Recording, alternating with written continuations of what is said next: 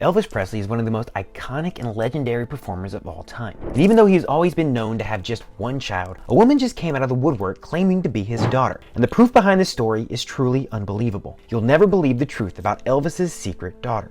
Officially speaking, Elvis only had one child. Elvis and his wife Priscilla Presley gave birth to Lisa Marie Presley in February of 1968. She was born exactly 9 months to the day after her parents' marriage. Sounds like Elvis and Priscilla had an eventful honeymoon. Elvis tragically passed away in August of 1977, and since then there has been no shortage of secret children stepping out into the spotlight claiming he's their father. One woman in particular, Desiree Presley, bears a particularly striking resemblance to Elvis. Their faces look almost identical. It's pretty weird. Not even to mention that she goes by the last name of Presley. Desiree's claim originally came from her mother, Lucy DeBarbin.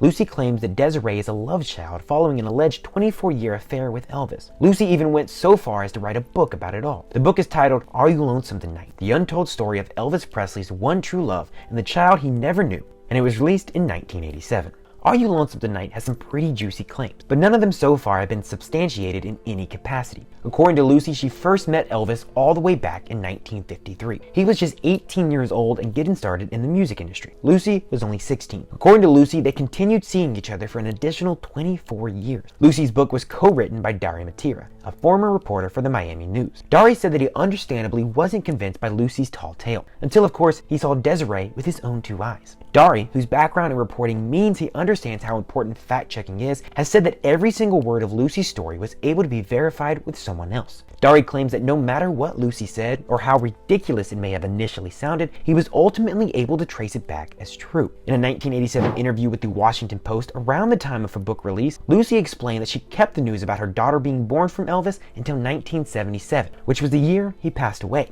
Lucy claims that she felt like if one person found out, then everyone would know. Lucy said that she told Elvis that she had a wonderful secret to tell him, and that secret's name was Desiree. According to Lucy, Elvis said that he hoped what he was thinking was true. All of this sounds good, but there's no DNA evidence to back up these fantastic claims. A representative from Graceland has been very clear that the estate of Elvis maintains the belief that Lucy's book is ridiculous. They said her claims are incredible, and they won't dignify the situation by responding with any further comment. But Desiree still believes Elvis is her father. She refers to him as Daddy on her Instagram page, and even posts adoring content about him for Father's Day. Desiree was born on February 1st, 1977, just a few months before Elvis's sad and untimely passing. Although she never got to meet Elvis, Desiree has said that she feels a deep and meaningful connection to him through his music, which seems like a funny way to claim he's your dad, because millions of people can claim to feel a deep connection to Elvis through his music. Desiree also has said that she feels a strong responsibility to keep Elvis's legacy alive. That also seems pretty weird, since I'm pretty sure Elvis's legacy doesn't need her help to remain alive and well in people's hearts and minds. In recent years, Desiree claims to be working overtime to make sure people don't forget about her alleged dad. She launched an online radio station called Elvis Radio that plays nothing but Elvis music 24 hours a day. She also opened up an Elvis-themed restaurant called Elvis Presley's Memphis. It's located in the city where her alleged father was born. Desiree seems committed to honoring her father's memory, but something about it still seems off. Desiree is not alone in claiming to be Elvis's illegitimate love child. There have been many claims that Elvis had other children. Many women have speculated that Elvis may have fathered children with him during the course of his life. It's not exactly hard to imagine that a globally famous rock star might have slept around a bit, especially considering the massive amounts of substance use that were a part of his later years, making him susceptible to less than great decision making. Still, if any of these claims were true, you'd think that they would have been proven by now in some capacity. Of the many people who have come forward claiming to be Elvis's secret child, not one has been able to get DNA proof to back up the claims. Oddly enough, there are even reports that Lisa Marie Presley wasn't actually Elvis's true child. Those claims, however, were proven false in the 1990s thanks to DNA tests. It seems like there's one thing in common with everyone's claims about Elvis being their dad, and that's money. Going back to Lucy wanting to write and publish a book, there's a real financial stake in being associated with Elvis. Even if she couldn't prove he really fathered her child, or had an affair with her for that matter, there was real money behind just making the accusation. And her co-author said he was able to fact check it all, but nobody's bothered to follow up with him to verify that. The world just had to take him at his word. When you're trying to sell millions of books and get rich, maybe even getting a movie deal, people will say all kinds of things at the idea of that kind of money. Even now, with Desiree opening a restaurant, she seems more interested in capitalizing capitalizing off Elvis's legacy than preserving it. Because nobody will ever forget about Elvis. He is as timeless as the songs he left with us. Desiree seems to have opened an Elvis tourist trap to hook in people visiting his hometown so she can sell them a meal. That doesn't sound like any kind of true legacy preservation to me. Beyond the immediate financial benefits of just claiming to be Elvis's heir or former lover, there are more obvious financial implications. Because if any of these could be proven true, all of the people who have come forward would be entitled to large paydays from the Elvis estate. But since nobody can prove anything with DNA, they're all on the periphery of the Elvis estate trying to collect what money they can.